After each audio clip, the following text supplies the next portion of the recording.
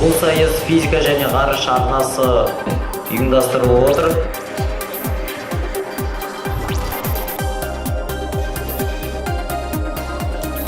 Елу ойыншы сонымен ойынымызды бастаймыз. Сәттілік.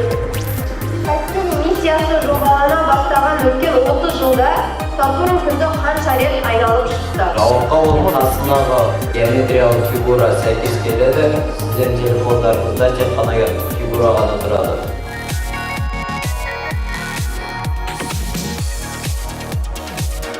Миссия барысында Сатурнның қай серіктеріндегі екі мұхит ашылды? Алтыншыда тез жауап береміз, 7-тен озуымыз керек. 22 оқушы дұрыс жауап берді. Қошеметтейміз.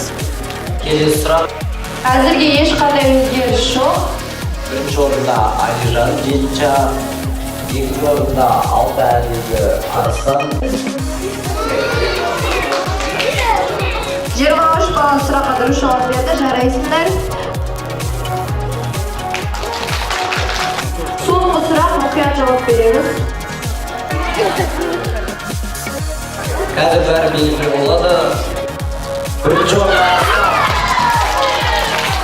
екінші орын Алижан, үшінші орын 7 Б, Амел. Жеңімпаздарды құттықтайық.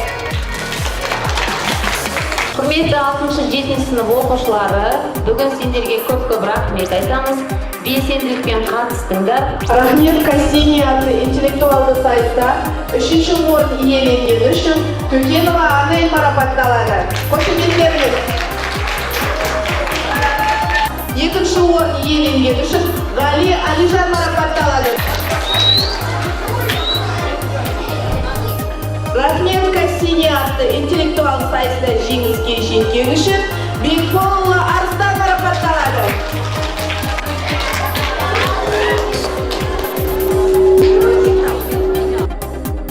Физика және ғарыш каналындағы көптеген қызықты видеоматериалдар бар. Солармен танысып, лайк басуды ұмытпаңыз.